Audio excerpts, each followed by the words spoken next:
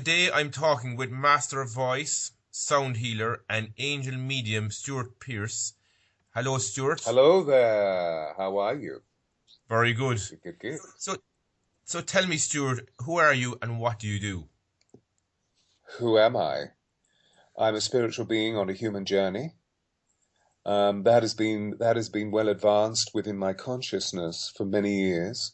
I'm chronologically 63, but actually, I was awake, I think, around my 5th, 6th, 7th year. I was aware of the multidimensional universe, aware of the numinous. And so a very large part of my 3D consciousness is enraptured and embraced by the nature of the fact that I'm a soul, a spiritual being on a human journey.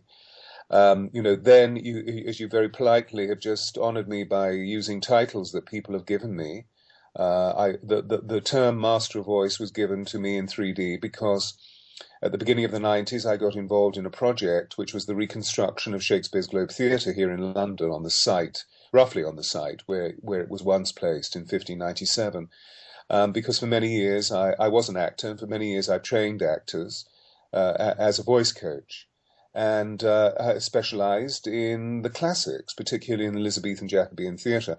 So I was asked to become part of the steering committee for that, and then resided there, as it were, for 12 years as the Master of Voice. So that's where I was given the title, Master of Voice. I suppose it's a sort of statement which suggests that you're rather long in the tooth and you have years of accomplishment, because it's derived from the ancient crafts guilds where young boys would go into training at the age of 11 or 14, and they would work with a journey person who would allow them to fulfill their apprenticeship for about 7 years, and if they passed certain tests at the age of 7 years, they became a journey person for 7 years, and if they passed certain tests after 14 years, there was a possibility of them being trained by a master craftsperson. So it's a lovely, slightly archaic but lovely association with the fact that I have durability and I guess that I have, what do we call it? Success in helping people. I could go on and on and on about who I am in 3D, but I'm much more interested in hearing how we can exchange some of the more extraordinary information about the fact that we are spiritual beings on a human journey. And at this time of our lives on this planet, something very radical is taking place as we awaken to our spirit, as we awaken to soul, and thereby release some of the strictures or some of the negative ramifications of our 3D lives, which are, punched full of fear. You were involved in theatre from a very early age. Can you tell me a little bit about this?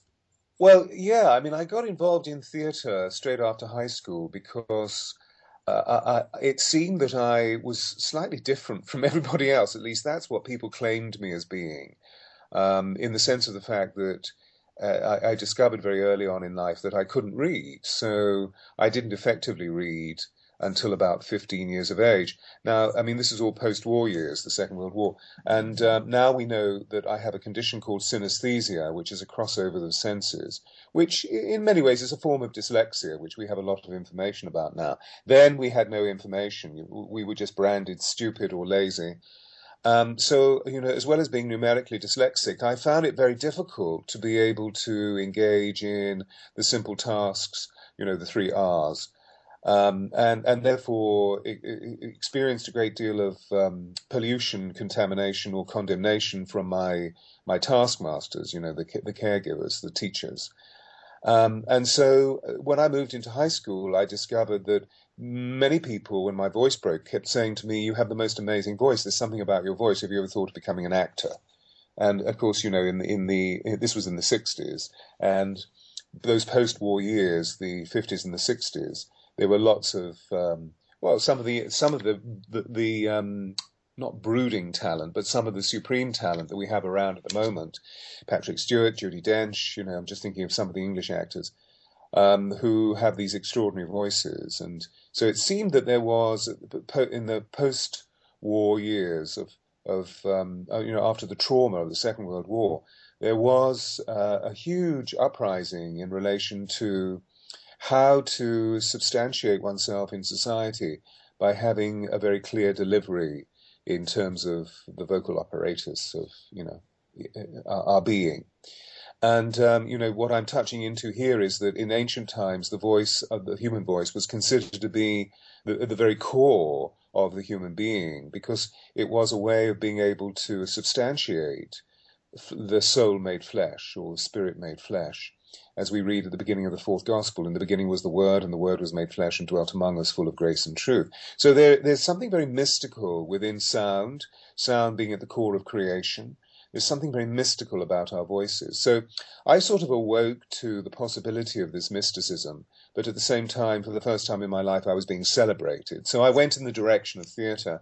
And hey, fortunately, there were something like 50 or 52 repertory theatres still open in the United Kingdom at that time. Today there are only 2, closed mostly by the economic cutbacks of Thatcher's government. However, there were many theatres which I was able to sort of, as it were, get lost in and learn the craft of the actor. So I worked through the 70s as an actor, and that's how I became established. And then at the end of the 70s, I was working in the United States of America, where lamentably I heard that my mother had only 3 months to live. I was about to move from New York City to Los Angeles to make a movie. It was the first big film casting that I'd received. And here was a telephone call from my brother saying, "What are you doing?" And I said, "Well, you know what I'm doing. I'm packing to go to Los Angeles to make this movie. Are you sitting down? You need to know that Mum's got 3 months to live. She has terminal cancer." So what I did was to let all of that action go and come back into the United Kingdom and nursed her for a year, and then she passed. And then it was a question of, oh God, what do I do?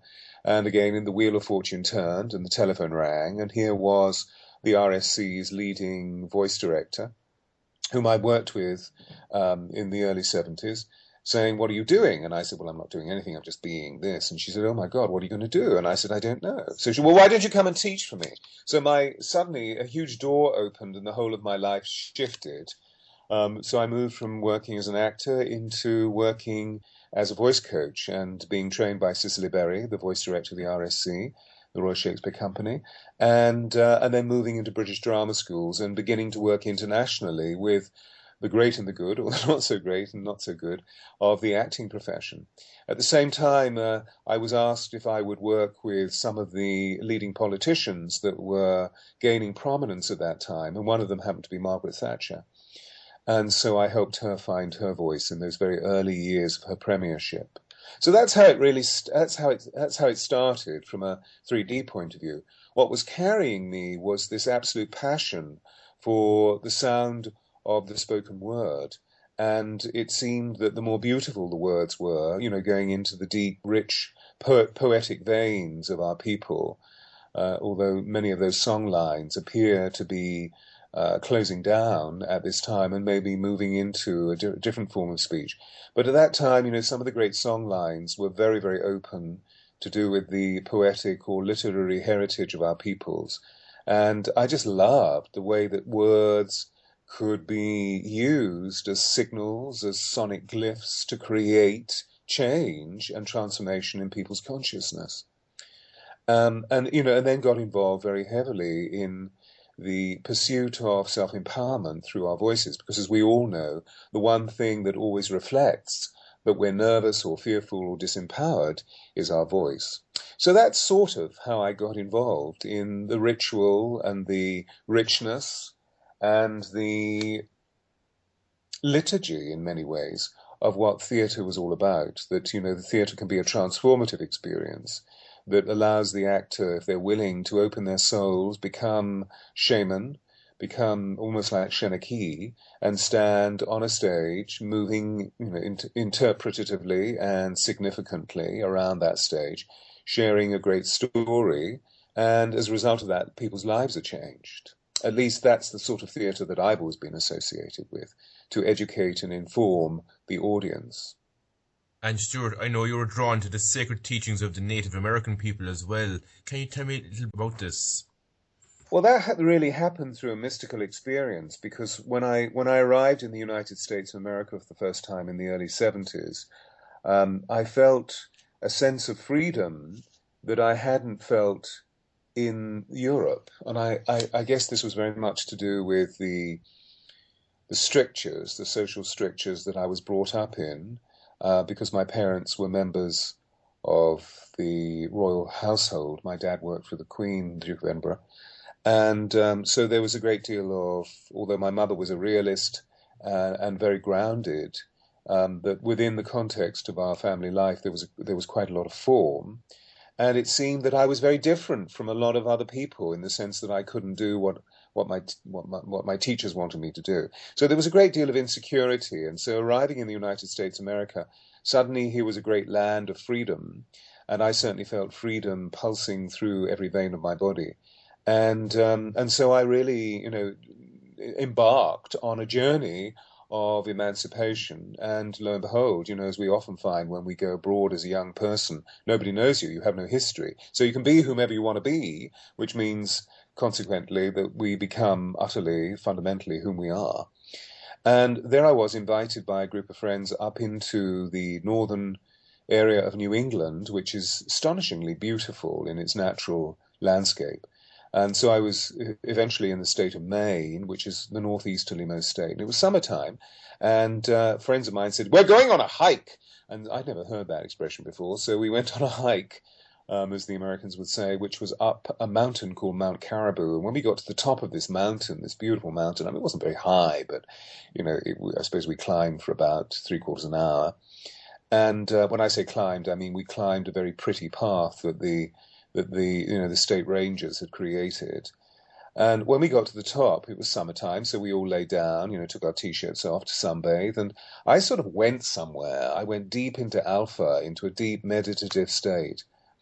And when I came round from this, about 15 or 20 minutes later, I sort of sat up, and many of my friends seemed to have gone off somewhere. I don't know where they'd gone. They'd gone to discover something, smoke cigarettes, whatever. We all seemed to, embark on the liberation of smoking cigarettes and drinking excessive amounts of beer at that time. Anyway, they went off somewhere, and so I was left by myself. And as I sat up and noticed this, a breeze passed over my chest, and in the breeze I heard what I believe I heard was a song, and the song was something like "Way-o, way-o." And it was just this short phrase of this very ancient melody that touched me very deeply inside, and consequently I burst into tears, feeling that I was being called by ancestors that were singing to me from the spirit world, singing through song lines. Now, you could say that was pure fancy, but, how do we register these supernatural phenomenon in our consciousness? Through a very, very deep knowing. Some people may call it fancy. I personally feel that something very enriching and something very liberating and immensely wise was speaking to me at that time. So that's where I sort of discovered my roots. And then I suppose it must have been about 20 years later, I was in New Mexico visiting friends and met a Native American shaman whom I worked with on and off for about 3 years. And he taught me the ways of the people. He was one of the Tiwa, the tribe of the Tiwa in New Mexico. There are 3 principal tribes, the Tiwa, the Hopi, and the Navajo. And they refer to themselves as being Anasazi peoples. Anasazi means they who came from the skies. So they feel that they have a spiritual ancestry, not of this planet. It has been of this planet for many hundreds of years, but they feel very definitely within their whole psychophysical mechanism that they came from other planets to populate this extraordinary planet of biological diversity, to take part in the cosmic experiment that this dance of life is. So I worked with Beautiful Painted Arrow for about 3 years. He taught me, he was a sound shaman, so he taught me the sound mechanism of his people. Not all of the secrets, but some that I could then take on in great faith and great truth and great integrity, to utilize in the breadth of what I've created over the years. And how does voice coaching actually work? It's an experience. It doesn't really work. It's an experience. You see, sound is at the core of creation. So having just mentioned this Native American gentleman, the core of Native America is the rite of singing, the ritual of singing to celebrate prayerfulness, at the beginning of the day and at the close of day, and throughout the day when very remarkable moments need to be hallowed. There is singing, or there is chanting, or there is speaking. And so our voices are used to uplift our spirit. Our voices are sound mechanisms deep within us that are quintessentially highly significant. I mean, for example, that we each of us have a signature note that is not shared by any other human being. And apparently there are 7.5 billion people living on this planet at the moment, but not one of those people have the note or the resonance, the tone that we have. So when we look into our fingerprint or our blood or our vaginal fluids or seminal fluids, when we look into our voices, these are very remarkable blueprints of the quality of our humanness and the way that another extra dimensional energy interchanges with our humanness as animal beings.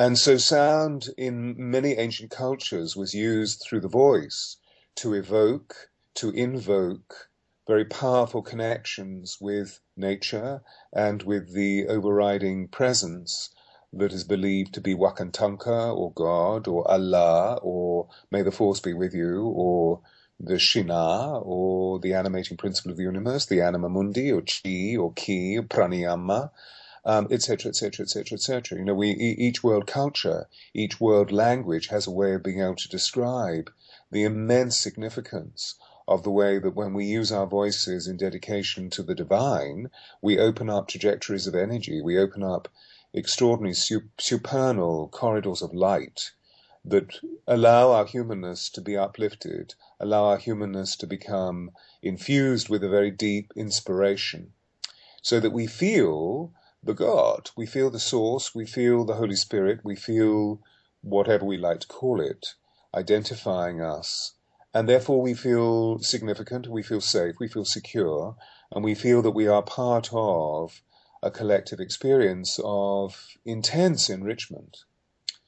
So, you know, sharing with you earlier about the excitement that I had about the way that words sound, I mean, you know this within your own great tradition, that there were bards that spoke extraordinary ballad poetry that were like these great prose poems that illustrated the ways of the people and historic events that took place, going all the way back to the ancient warlords, you know, going all the way back to the chieftains like Cuchulainn.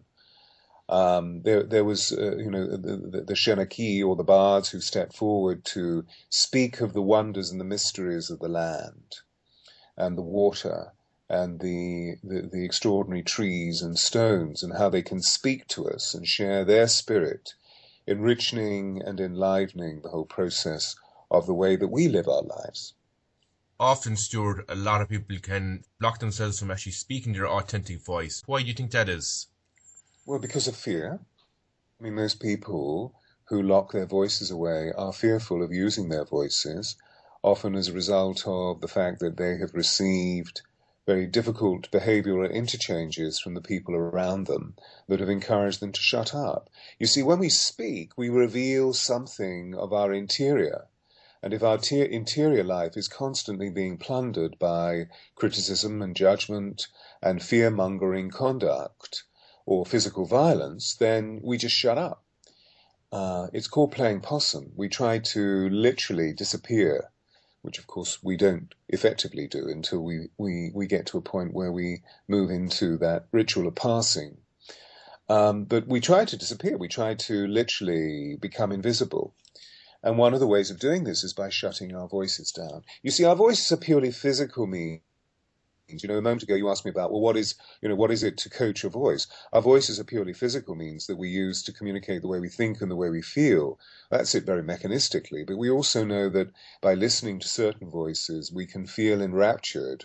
We can either laugh or we can cry. Obviously, it has a lot to do with what somebody is saying and do we relate to what they're saying. But it's also largely to do with the sound that conveys the message. That's the key thing. because we know this when we're in the presence of great, great voices. There's a wonderful, wonderful poem by the great American poet, which is called Vocalism, which has a few lines that say things like, "Are you full-lunged and limber-lipped from long trial, from vigorous practice, from physique?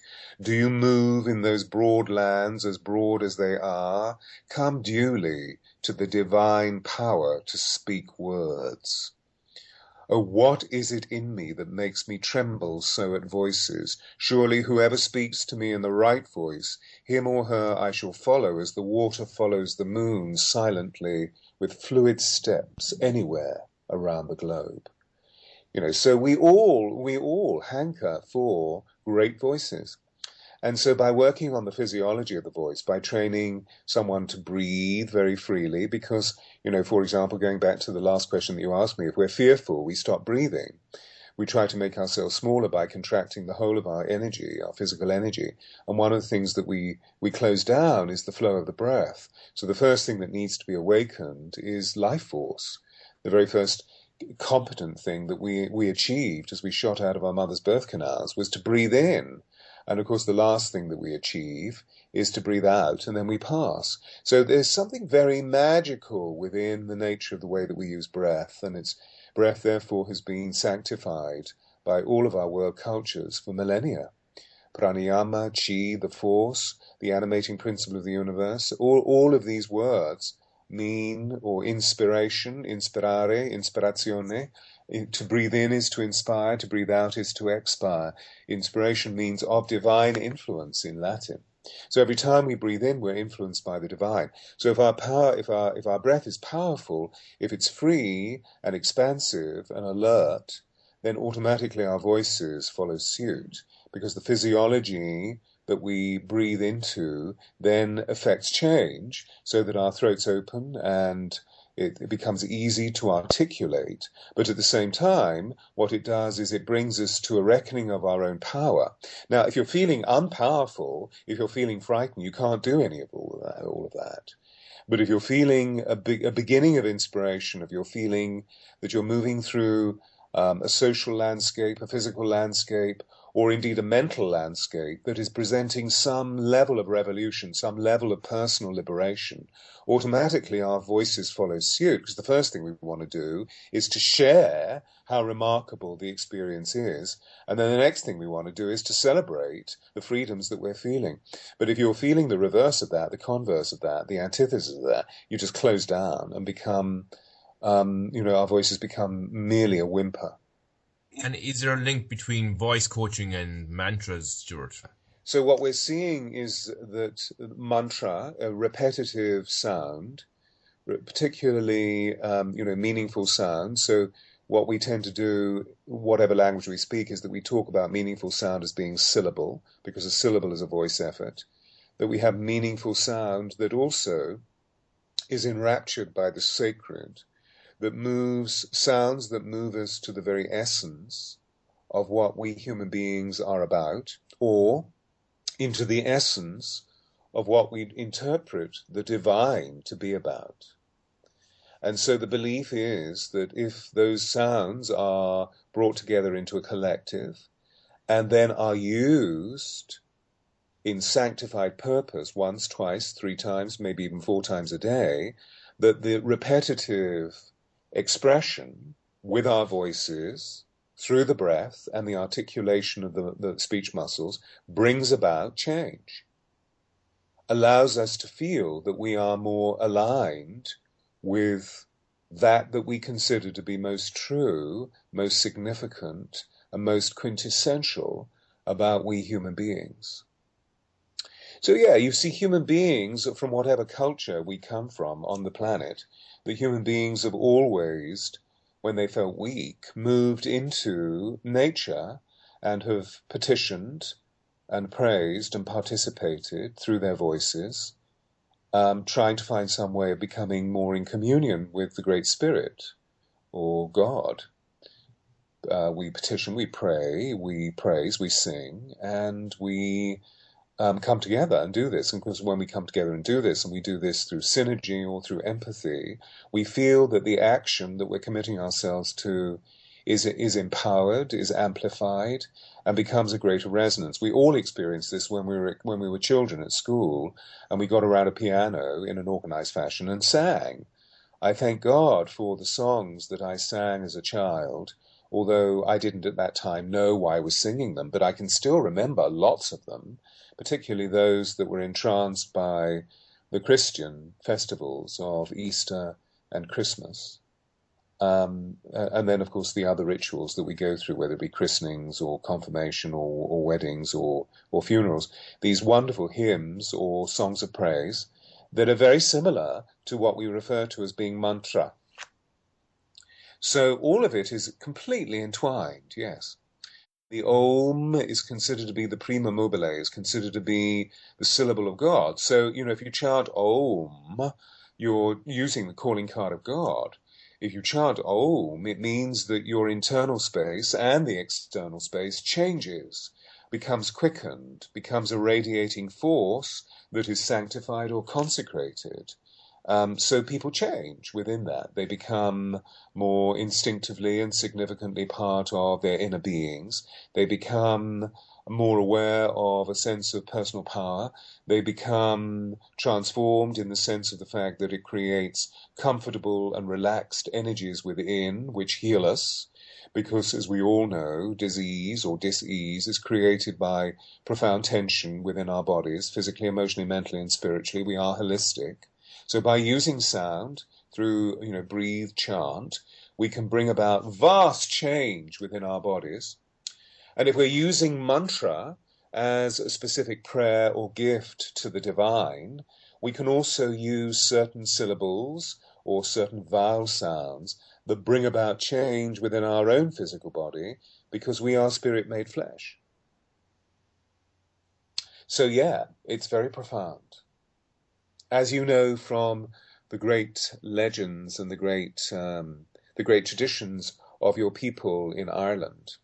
Very much so. It goes back to the Druids, I think, isn't it? Goes way back, yes. Probably Atlanteans arriving on this wonderful island.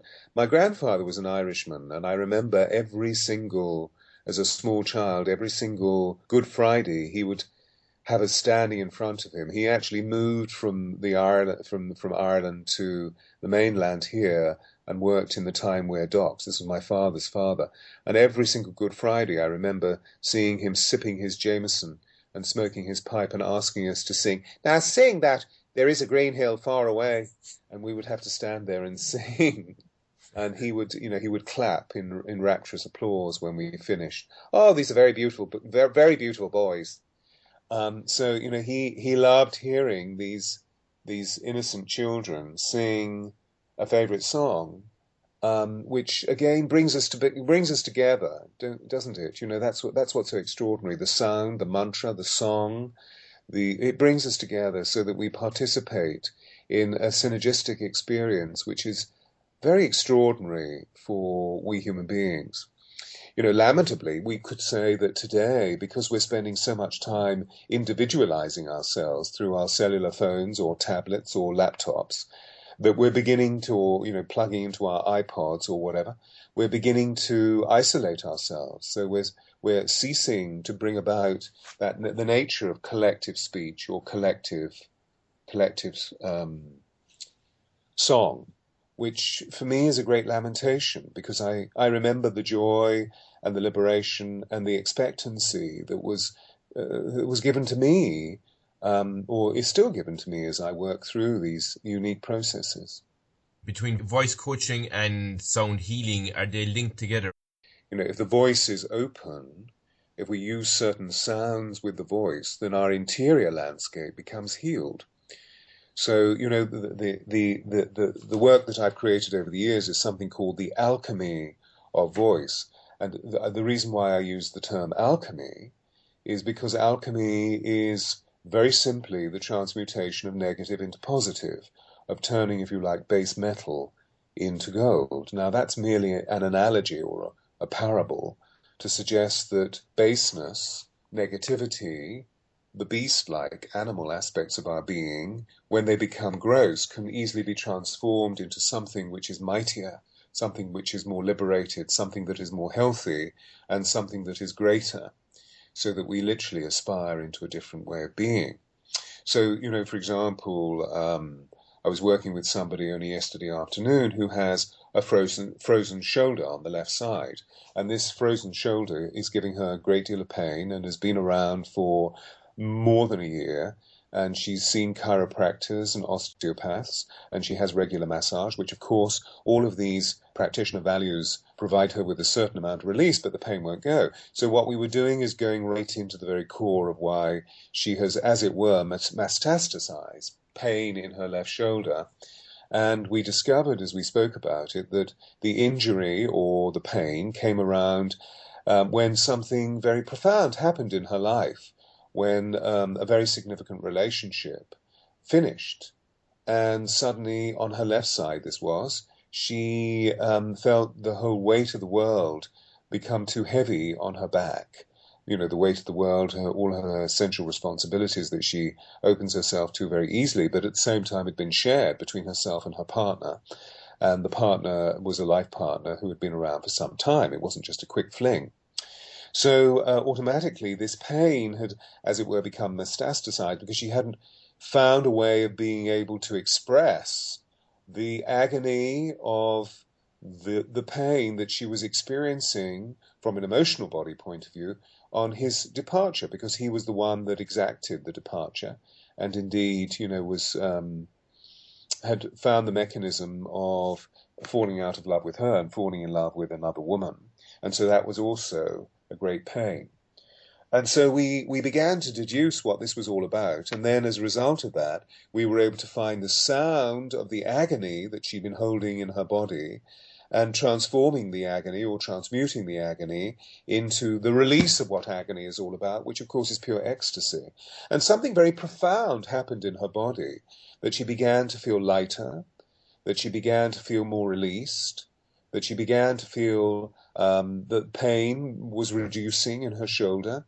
And I received an email from her this morning saying that she'd actually slept on her left shoulder. She'd woken early in the early hours of the morning, and she was sleeping on her left side, on the shoulder that she has not been able to sleep on for over a year because of the pain, and that the pain had decreased, and that she wanted to come and see me again to take it even further, so that we know that within 2 or 3 sessions she could release it completely. So, something miraculous takes place when we identify what the holding is, what the point of transmutation is, that we turn fear into joy, we turn agony into ecstasy, we turn dis-ease into ease, we turn disillusionment into enchantment, etc., etc. Remarkable things take place. Now, I hasten to add that what I'm talking about is a complementary therapeutic approach, and also needs to be warmly and contributively held within the context of healing by working with allopathic medicine as well, which of course is what I mean by traditional medicine. So I'm not suggesting for one moment that we eschew, that we avoid traditional allopathic medicine. What we're doing is simply looking into the nature of holism and how physically, emotionally, mentally, and spiritually we are one being. And if we're not experiencing health, it means that we're experiencing discomfort, and discomfort, or the need for healing, is suggesting an absence of healing. And if we can bring ourselves to literally adopt a healing psychology, then automatically the space-time continuum shifts and healing comes forth to us through the meeting of a remarkable person, or a synergistic or serendipitous a conversation that we have with a colleague or a friend or a member of the family, or maybe even simply a passerby that we're sitting next to on a bus who sees that we're in pain and says, well, have you ever thought about doing this? And suddenly there is the advantage of healing. So many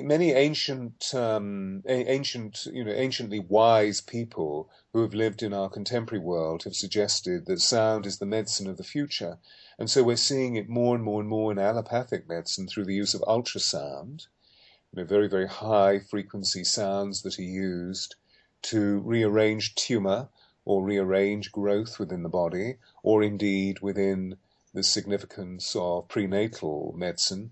We see sound waves being passed over the womb or the stomach of a pregnant mama, and through computer equipment we can actually see how, as it were, sound is like an echolocation and gives us form, so we can begin to see the unborn fetus within her, and even to the point of being able to check malformation within the physiology of the child, or any of the internal displacements that may happen as a result of organic imbalances.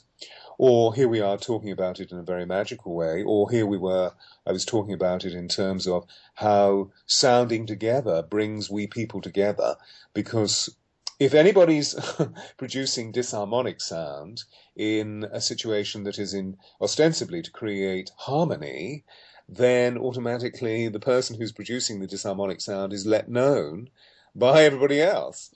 And so we move into this empathic coherence where we all begin to share, as it were, the one sound, but being produced through our vocal instrument, which is unique to us.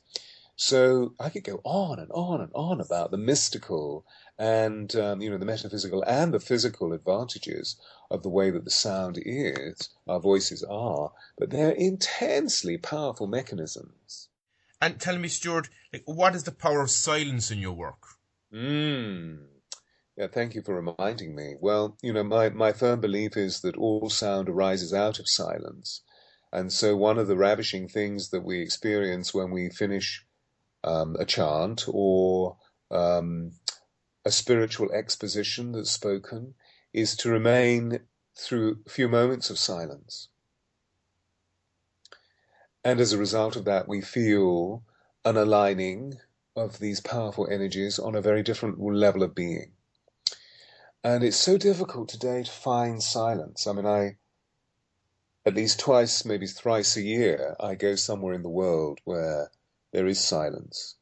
Often that's a desert or the top of a mountain, or I go into deep forest for a week or a few days and just be in silence, and I don't speak for that time, which I always find very, very difficult because, as you hear, I use my voice to share feelings and thoughts very readily, so it's often very difficult to be silent. But when we go into that silence, there is an amazing presence, a presence of another level of consciousness.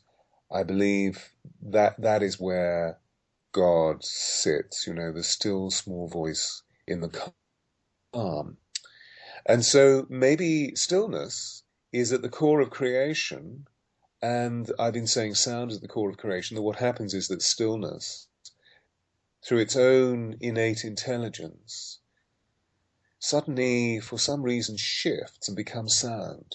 But actually, if we go beyond sound, we go back into stillness. There was a Lord Mayor of London in 1597 when Shakespeare's Globe first opened on the South Bank, just opposite St. Paul's Cathedral. And he said that all speech is decorated silence. And that's a rather ravishing thought, isn't it? Because obviously we're dealing with a culture, society then, where noise was simply not a reality. That all the sounds that they heard were natural sounds. This is before the machines. There were no machines. So you would hear the natural sounds of the horses neighing, or the sound of their hooves on beaten earth. You'd hear the sound of the carriage or the cart moving by, the cries of the street vendors, the ringing of the bell. They obviously didn't have watches at that time or use cellular devices, so presumably their whole lives were shaped around the ritual of time, which was condoned by the church bell or by the town crier, who would ring a bell and then speak news. What we do today is we switch on our tablets, go to our cell phones, open our laptops, and watch internet news. It's slightly different, isn't it? How does sound healing link in with chakras then, Stewart? Well, the chakras are the biocomputers or the databases of our whole being. And so if our chakras are spinning in very aligned, alert, and enlivened ways, it means that we're very healthy. I believe that healing is a movement back to wholeness, you see, that we work holistically. If we're experiencing disharmony, disenchantment, or dis-ease, then our bodies are not producing the health-producing energies that we feel when we're healthy and therefore joyous and free and loving and rich with empathy. We feel corrupted inside, we feel lonely, we feel fearful, we feel in pain, we feel disoriented. And so by using certain sounds that are aligned with the tones that are aligned with the physiology of our bodies, we can bring the chakras back into alignment. So for example, in the dense body there are 7 chakras. There's one in the base of the spine, one in the sacral area, one in the stomach, the solar plexus, one in the heart, one in the throat, one in the vestigial third eye, in the forehead, and one just without the body, just called the crown chakra, just above the top of the head. These 7 basic chakras, and they each have a very specific effect on the development of our experience as human beings. And so, if we take the heart chakra, because my firm belief is that the signature note that I was talking about earlier in our voices, the song of our soul, arises out of that part of our bodies, arises from the heart chakra. The heart chakra vowel that the ancient ones have given me is R, the most open vowel. Ha. And if you sound that ha, H-A-H, ha, through the heart, and imagine that the brilliant green, emerald greenness of that chakra is spinning, automatically you will feel the whole of your body start to change, to vibrate, to maneuver itself, to feel rhythmically what it is to be in alignment with heart virtues. So you feel something emotionally and one feels something physiologically. So that gives you a small token of that. So if anybody's interested in this, all you have to do is to go to www.thealchemyofvoice.com and click on the store page, and you'll see that there are lots and lots of recordings that I've made over the years that are sonic meditations, that are ways of becoming more powerful within our interior by using chakra opening vowel sounds. And so the CDs or the MP3s are conducted tours by myself to allow people to feel a way of being able to maneuver themselves through using the breath, using the sound, and feeling certain properties that can be released.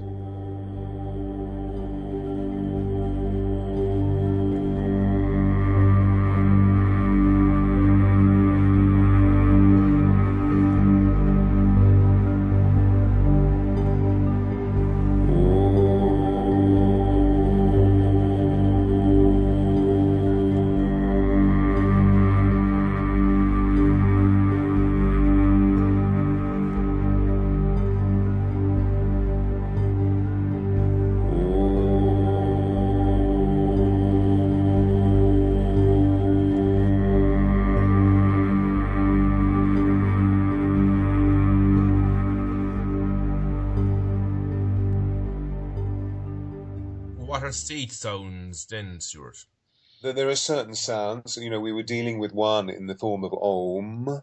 We've dealt with another in the form of Ah. These are seed sounds. So in other words, they're sound syllables or sound glyphs that go to the very core, to the very seed, the very kernel of what purpose sound can be brought about within the human body. What area you think would be of most benefit with sound healing? The first thing is, are we breathing? And the majority of people don't know how to breathe, even though we're breathing to keep ourselves alive all the time. So that seems to me to be somewhat shocking. And so what we need to do, I believe, whether it's through yoga or going into sound healership, is to find a way of breathing. And there's a secret in this, which I can impart, that I've discovered over the last 50-odd years. And that is that there's a tremendous amount of information around about breath today, because many of us are living very stressful lives. And as a result of that, we're holding on to our breath, or we're not breathing deeply, we're breathing in a very shallow way, etc., etc. And so, doctors, physicians, or therapists are saying what you need to do is to learn how to breathe. Start breathing into your stomach. Now, there's nothing wrong with breathing into our stomachs, but it's only one part of a two-part whole. And what I've discovered over the years is that if we're just breathing into our stomachs and we're using our voices on very extended or energetic, in very athletic pursuits, that it often puts a tremendous amount of pressure on the voice box, on the larynx. But if we're actually breathing wide and then deep, we're opening up the whole of the rib cage, not by lifting the chest, but by widening the chest open, particularly through the back ribs, then automatically the diaphragm lowers, so the breath becomes deep within the belly. And we have a huge amount of support to sustain whatever we wish to do, whether it's speaking or chanting or singing or toning or whatever activity we're involved in. Maybe we're using an instrument such as a flute or a didgeridoo, or we're overtoning, whatever the pursuit is. And so breath is obviously quintessential.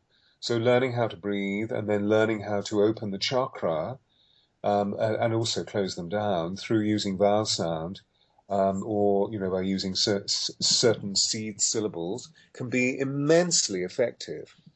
And again, what I would recommend to anybody who's interested in this, that go straight to my book, The Alchemy of Voice, or indeed go to the website, thealchemyofvoice.com, www. And there is a plethora of information about certain books or recordings or ways of being where sound can evoke very powerful changes of presence within our beings as human significant vessels. I keep thinking of one particular recording, actually, which maybe a lot of people would find useful, which is called Initiation. And it's literally opening up the 7 chakras that we've been talking about through sound. So this is a recording of my voice taking everybody through a sonic meditation where they can feel each chakra opening through sound. And then once we've opened, what we do with it. Because once we open each of these chakras, we feel ourselves much more aligned. We feel ourselves literally dripping with power. And so then it's a question of what we do with that. And so in the recording, there are a number of strategies or indeed devices of what we can do to express the uniqueness of what our power feels itself to be about. How can a person get that recording, Stewart? By going to the website. All you do is click on the store page, and then you'll see CDs or MP3s. And if you click on Initiation, it'll lead you through to iTunes or another, hosting property where you can download. So within 2 clicks, you can download very inexpensively a remarkable CD. But, you may be drawn to other CDs. There are a number on the website. There's one particular recording which is used internationally by many therapists, which is called an angelic Om healing, which is my voice chanting the Om. And so, Mícheál, it may be significant for you to surround this broadcast with a little taste of that, just by downloading it and using it. It's just a continuous Om surrounded by other beautiful music. And, people send me emails saying that it's cured their migraines, it's alleviated from impotency, whether that be to do with fear of moving forward in the world, or literally we can't make a baby. So many people have suggested that it's provided them with profound healing. So there's evidently something very magical within the recordings like this. I'm not saying that there's anything special about what I'm doing. I'm just simply suggesting that if we all engage in this, we become part of a very special experience. And Stuart, does sound healing work at the cellular level, or is there a bit more to it than that? Of course. All you need to do is to look into cymatics, which is the science of sound waves. Cymatics is from the Greek cyma, which means wave formation. And you can see early experiments that were done. I mean, all you have to do is click on to YouTube and type in cymatics, cymatics, and you'll see, all sorts of extraordinary experiments that physicists have created by, for example, placing iron filings or sand or salt or indeed viscous liquids onto a metal sheet and then introducing sound vibration. And it's extraordinary how the mess of the salt or the mess of the viscous liquid then suddenly turns into the most amazing harmonic patterns. And then to extrapolate on that on a deep cellular level, you can just imagine if we're producing harmonic sound deep within our bodies, our cells are literally congregating into these harmonic forms. So there is a great belief that our entire physical being, which of course is made up of cellular interaction, a cellular orchestration, which is completely in connection with the divine spheres that exist beyond this particular planet, meaning the planets that actually we are surrounded by. That each planet has its own sound. Go on YouTube, you can hear the sound of Mars, you can hear the sound of planet Earth. Now what we're hearing is a congregate, aren't we? We're hearing a collegiate sound, a synergistic sound that arises out of one simple pitch, one note, but then becomes amplified or resonated into a very unique harmonic degree. This is what I mean about our own sound. So yeah, I mean, sound is happening on the outside of us, and sound is happening on a very, very deep level, going right into the subatomic particles of our cells. I mean, it's the beginning of a huge experience of the sacred purpose of sound and how that interfaces with the physical aspect of our nature. Would you have any tips for our listeners on how they could incorporate the benefits of sound healing in their lives? The greatest tip that I would suggest is, in your own experience, go further and, really move into, for example, acquire the book The Alchemy of Voice or any of the other books that are around about sound healership. Jonathan Goldman is the president of the Sound Healers Association in America, and he wrote a wonderful, wonderful book called Healing Sounds. Whomever it may be, look into it and download some recordings. You'll be quite fascinated to see what happens when you click into your cursor sound healing, and you'll see immense amounts of information will pour into your own visual and oral culture from the internet. So yeah, I mean, it's a list that goes on and on and on. It's a huge minefield of exciting possibilities. Your website again, if people want to find out more about your work. It's www.thealchemyofvoice.com. It's been great chatting with you today, Stuart. I really enjoyed it. It's been wonderful. And for all those people who are listening in, I send you lots and lots and lots of great greetings of love and freedom and liberation. And may your lives be full of exquisite sounds.